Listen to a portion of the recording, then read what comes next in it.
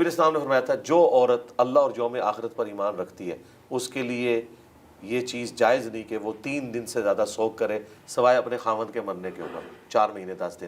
تو میرا باپ مرا آج 3 دن پورے ہوئے, میں نے اعلانیہ سوگ کے ختم ہونے کا اعلان کیا, حالانکہ یہ ضروری نہیں تھا. اللہ اکبر. یہ لوگ کہتے ہیں نا کہ انجینئر صاحب جان بوجھ کے اس طرح کی حرکتیں کیوں کرتے ہیں؟ ہم اس لیے کرتے ہیں تاکہ آپ کا دماغ کھولیں. یہ ہماری ماں کی سنت ہے. ہماری ماں کو کوئی ضرورت نہیں تھی کہ اپنے باپ کے مرنے کے 3 دن کے بعد وہ خوشبو ملتی یہ بتانے. لیکن یہ ایسی چیز, اگر وہ چیز بھی جائز ہے, یہ بھی چیز جائز ہے. اگر یہ چیز کرنے سے معاشرے میں ایک نئی چیز, ایک نیا فتنہ جو ہے, وہ فتنہ تو وہ ہے معاشرے کے اندر جن لوگوں نے دین کو بگاڑ کے داخل کیا. ہم نے اس کے خلاف کھڑے ہونا ہے, تب چینج آئے گی نا. دیکھیں یہ ہماری مجرمانہ خاموشی تھی جس نے دین کو آج اس حد تک پہنچا دیا کہ دین کو لوگ جو ہے وہ گمراہی سمجھتے ہیں اور گمراہی کو دین بنا لیا ہوا ہے. نہیں, اب دیکھیں جب جنازہ کے اختتام ہوتا ہے ہمارے یہاں جو سب کانٹیننٹ ہے, پاکستان, انڈیا, بنگلہ دیش, یہاں پہ دونوں طرف سلام پھیرا جاتا ہے. حرمین شریف میں ایک طرف پھیرا جاتا ہے. تو اکثر یہاں پہ ہم دیکھتے ہیں جنازہ پہ اگر ایک طرف سلام پھیر لیا جائے تو بعد میں پیچھے. جناب ہم نے تو اپنے سوا سارے پیچھے حنفی تھے, ہم نے ایک طرف سلام پھیر کے پورا بریف کر کے جنازہ اسی طریقے سے پڑھایا. کر لیں جو کچھ ہوتا ہے, کچھ بھی نہیں ہوتا بھائی.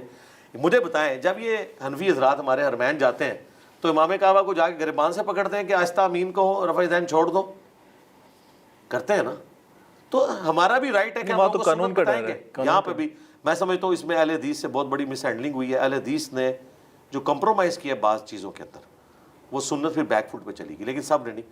شیخ زبیر صاحب کے جنازے میں ایک سلام پھیرا گیا, مولانا اسحاق صاحب کے جنازے میں ایک سلام پھیرا گیا. ہمارے یہاں پہ ایک استاد غلام مصطفیٰ ظہیر صاحب جو شاگرد بھی شیخ زبیر صاحب کے, انہوں نے اپنے والد صاحب کا جنازہ رشتہ داروں کا پڑھایا, انہوں نے ایک طرف سلام پھیرا. اہل حدیث عالم ہے, حالانکہ اہل حدیث بھی 2 طرف پھیرتے ہیں. پوچھے وہ کہتے ہیں ہاں ایک طرف ہے, لیکن ذرا معاشرہ ہے. معاشرے کو چھوڑیں, معاشرہ اسلام تو خود معاشرے سے ٹکرانے آیا ہے, اور پھر مسلمان اس کے ساتھ. کل کو تو آپ یہ کہیں گے کہ معاشرے کی مت یہ ہے کہ آپ نے شادی شدہ جوڑے کو فلاں دربار کے اوپر لے کے جانا ہے. ہم کہیں گے بھائی نہ, یہ کام نہ کرو. ٹھیک بھائی اسلام کیا کہہ رہا ہے, ہم نے اس کو دیکھنا ہے. بالکل ٹھیک. تو اس طرح کی چیزیں, ہاں اس میں آپ کے ساتھ ایگری کرتا ہوں. جہاں پہ 2 رائے موجود ہوں وہاں پہ آپ ایک رائے کو اڈاپٹ کریں, لیکن سنت کو قتل کر کے نہیں. ٹھیک ہے. جس طرح عائشہ سے کہا نبی صاحب نے بخاری مسلم میں کہ اگر تیری قوم نئی نئی جالی سے نہ بھری ہوتی تو میں حتیم کو کعبے میں داخل کر دیتا. ٹھیک ہے جی.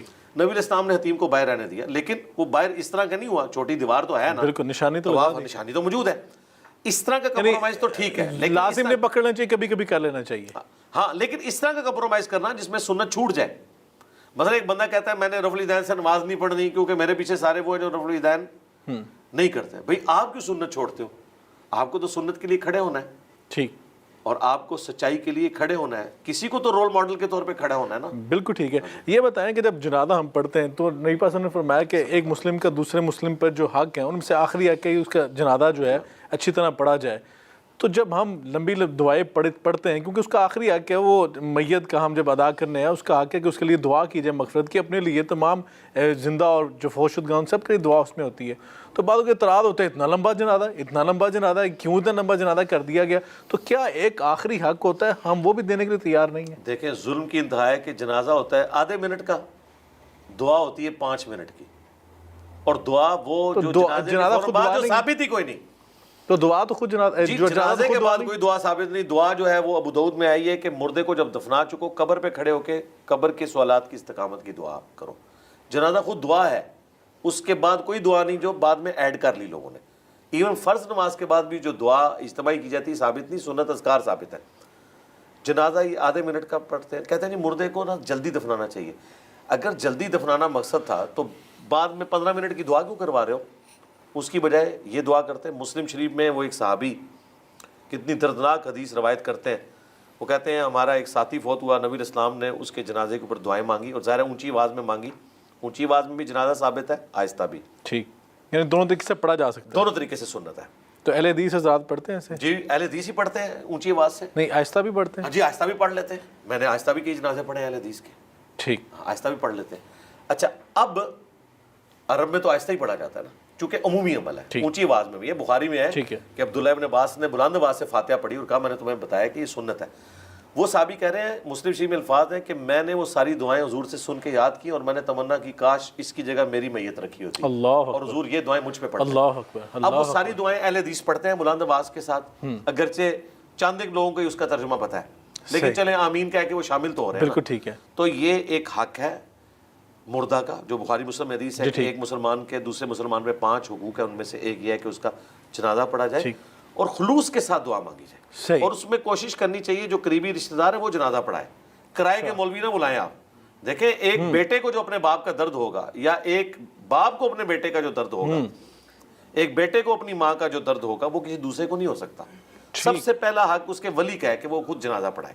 بالکل ٹھیک ہم ہے۔ تو اپنے اسٹوڈنٹس کو کہتے ہیں وہ خود جنازہ پڑھاتے ہیں، چھوڑ دیں اس میں داڑھی ہے نہیں ہے، یہ ثانوی چیز ہے، بالکل اس کا ٹھیک، کوئی اس سے تعلق نہیں ہے۔ یعنی کہ جنازہ پڑھانے والا جو ہے اگر وہ بیٹا ہے، اس کی داڑھی ہے نہیں ہے تو وہ پڑھا سکتا ہے۔ دیکھیں عام نماز کے لیے بھی قرآن آنا شرط ہے، داڑھی کہاں پہ شرط ہے؟ 4 شرائط مسلم شریف میں آئی ہیں، قرآن کا علم، سنت کا علم، اس کے بعد ہجرت جس نے پہلی کی ہو یعنی دین میں جو سینئر ہو، اور اس کے بعد ہے عمر میں جو زیادہ ہو، اگر اس میں بھی برابر ہو۔ ٹھیک ہے۔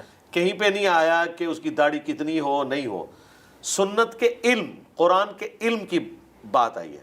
اگر آپ اس کو اس طرح ناپنا شروع کر دیں گے تو مجھے بتائیں ایک شخص نے داڑھی نہیں رکھی ہے اور سچ بولتا ہے، وہ زیادہ سنت کے قریب ہے بنسبت اس کے کہ جو داڑھی رکھ کے ممبر پہ جھوٹ بول رہا ہے۔ پھر تو ہم جمعہ بھی نہ پڑھیں ان کے پیچھے، بھی کمزوریاں سب میں موجود بالکل ٹھیک ہے، ان چیزوں سے باہر نکلیں، جو بھی نماز پڑھے اس کے پیچھے نماز۔ یہ بتائیے کہ میت کے فوت ہو جانے کے بعد اکثر رشتہ دار اکٹھے ہوتے ہیں، کوئی ایک دن مخصوص کر لینا کہ اس دن اکٹھے ہو کے سب آئیں اور ایک دوسرے کے ساتھ تعزیت بھی کر لیں اور ایک دوسرے کے ساتھ بیٹھ کے کوئی وراثت کی تقسیم ہے وہ بھی کر لی جائے، تو کسی دن کو مخصوص کر لینا اور اس دن اکٹھے ہو جانا اور وہاں پہ بیٹھ کے وعظ و نصیحت کر لینا، اس کی گنجائش نہیں ہے؟ جو اس طرح کی وعظ و نصیحت ہے وہ تو میت کے اوپر ہے، جنازے کے وقت وہ آپ کریں، اس کے بعد تیجا 40واں جمعراتیں یہ تو کسی کے ہاں بھی ثابت نہیں ہے، لوگ دیکھا دیکھی کر رہے ہیں سارے۔ ٹھیک، جو وراثت کی تقسیم ہے وہ تو قرآن میں رپورٹ ہوئی ہے، ظاہر ہے وہ تو آپ نے ایک آرگنائز طریقے سے خاص ایک دن مخصوص کر کے کیا جا سکتا ہے وراثت کی تقسیم کے لیے۔ بس جب رشتہ داروں کا کٹ ہو کہا جائے کہ دور دور سے آنے کے بجائے اس کے ایک بندہ فلاں دن آ رہا ہے ایک فلاں دن آ رہا ہے، وہ تو کر سکتے ہیں۔ دیکھیں وہ جو مینیجریل ایشوز ہیں وہ تو آپ کر سکتے ہیں، لیکن یہ جو ایکٹیویٹی ہے، یہ والی ایکٹیویٹی کہ آپ نے اصالہ ثواب کے لیے لوگوں کو اکٹھا کر کے قرآن خوانی کروانی ہے، تو نبی اسلام کی 3 بیٹیاں فوت ہوئی ہیں، جوان شادی شدہ، آپ نے اپنے ہاتھوں سے دفنائی ہیں، نہ تو کسی کا مزار بنوایا ہے، نہ کسی کو آرگنائز طریقے سے تیجا 40واں 10واں کیا ہے۔ یہی تو چیزیں جو دین کے اندر خود سے لوگوں نے داخل کر دی ہوئی ہیں۔